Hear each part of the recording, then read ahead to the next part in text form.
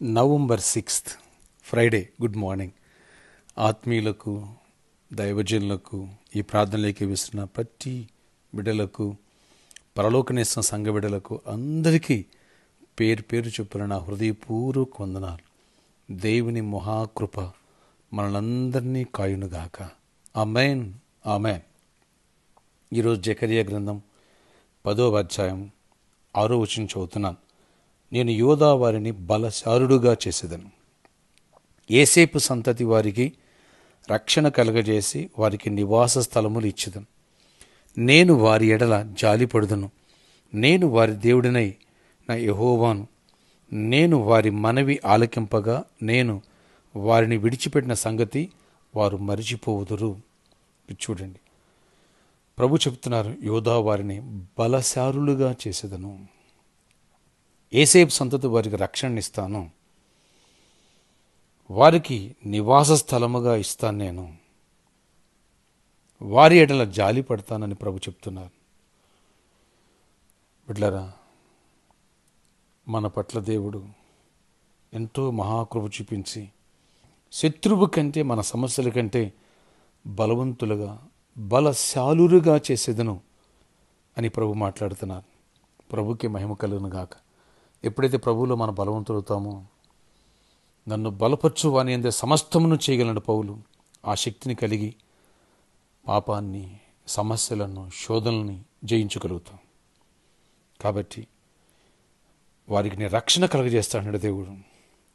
మనలో, మన కుటుంబాలు ఇంకెవరు రక్షణ పొందలేదో వారిని దేవుడు రక్షించుకును గాక. ఎవరు బలహీనంగా ఉన్నారో వారిని బలపరచును గాక. ఎవరు ఆర్థికంగా వెనకబడిపోయారో, ఎవరు అనారోగ్యంతో సమస్యలతో ఉన్నారో, ఎవరు మానసిక ఒత్తిడితో ఉన్నారో వారందరినీ కూడా దేవుడు లేవనెత్తి బలవంతులుగా, ధైర్యవంతులుగా, విశ్వాస వీరులుగా, ఆత్మీయులుగా దేవుడు లేవనెత్తి గొప్ప కార్యాలు చేయనుగాక. ఆమేన్, ఆమేన్. అభిషేకము మనల్ని బలశాలులుగా తయారు చేస్తుంది. స్ట్రెంథన్ అవుతాం.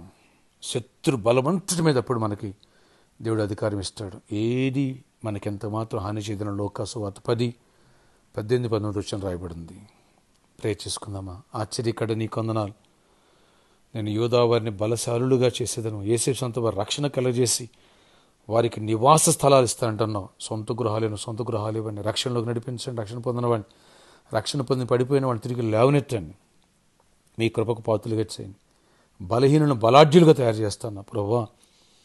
మా శత్రువు కంటే, కరోనా వైరస్ కంటే, ప్రతి వ్యాధి కంటే, మమ్మల్ని సమస్య కంటే, ఆర్థిక ఇబ్బందుల కంటే బలవంతులుగా చేయండి. అవన్నీ మా ఎదుట ఓడిపోవాలి. యేసు నామములో గొప్ప జయాన్ని ఇవ్వండి, కృప చూపించండి. శరీర జీవితమే జయాన్ని ఇవ్వండి. ఆధ్యాత్మిక బలపరచండి, అక్కడికి సిద్ధపరచండి, కృప చూపించండి. కరోనా ఇంటిని మమ్మల్ని సోక్కోకుండా ప్రొటెక్ట్ చేయండి. భారతదేశంలో సెకండ్ వేవ్ రాకోకుండా యేసు నామములో లయపరచబడునుగాక. ఆయన 2-3 days బ్యాక్ 34,000కి వెళ్ళింది, నేను 50,000కి వెళ్ళింది. యేసు నామములో అదంతా కూడా డౌన్ ఫాల్ అవును గాక, చీకటి తొలగిపోను గాక. భారతదేశంలో నుంచి కరోనా వైరస్ శాశ్వతంగా తొలగించండి. తెలంగాణ, ఆంధ్రాలో ఎక్కడ దాని మూలాలు కూడా కనిపించడానికి వీలదు. కృప చూపించండి. ఆల్రెడీ దాన్ని బారిన పడి పాజిటివ్ వచ్చినప్పుడు ఇప్పుడే స్వస్థపరచండి. అద్భుతంగా విడుదల ఇవ్వండి. క్యాన్సర్, హెచ్ఐవితో, మరణకరణ వ్యాధులతో బాధపడితే కూడా స్వస్థత కలుగును గాక. ప్రతి బలహీనం తీసేసి మీ హస్తం తోడేయించి స్ట్రెంథన్ చేసి లాభనెత్తండి.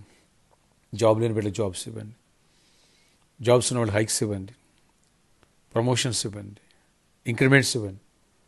రెగ్యులర్ శాలరీ వచ్చిన కాక కృప చూపించండి. ఎవరికి ఆయన గర్భాలు ఇచ్చి గర్భిణీ సుఖప్రసవాన్ని ఇవ్వండి. చిన్నబిడ్డలు కూడా ఎక్కడైనా కాయండి. ఆయన తల్లులను కూడా దీవించి ఆశీర్వదించండి. ఎవరికి మ్యారేజ్ కలిసి మంచి భాగస్వామి మ్యారేజ్లు చేయండి. అద్భుతకాలు, శుభకాలు త్వరలో ఎవరైతే వివాహం కోసం వెయిట్ చేస్తున్నారో వాళ్ళ ఇంట్లో జరుగును గాక. ఈరోజు బర్త్డే అండ్ వెడ్డింగ్ జరుగుతున్న బిడ్డలు దీవించి దీర్ఘాయుష్ను సమాధానం దయచి మహిమ తెచ్చుకోండి. యేసు నామములో ప్రార్థిస్తున్న తండ్రి, ఆమేన్, ఆమేన్. బిడ్డల దేవుడు మిమ్మల్ని అందరూ దీవించును గాక. వచ్చే సండే 3rd ఆలివ్ ఆయిల్ అనెంటింగ్ పండుగ. మీ స్నేహితులు, బంధువులతో కలిసి రండి. ముందు నుంచి ప్రిపేర్ అవ్వండి. దేవుని యొక్క సన్నిధి, దేవుని యొక్క శక్తి మనల్ని ఆవరించినప్పుడు బలవంతులవుతాం. ప్రతి సమస్యను జయించగలుగుతాం దావీదులాగా. ఎలాంటి గొలియాతైనా ఓడిపోవాల్సిందే. May God bless you all. Have a nice day.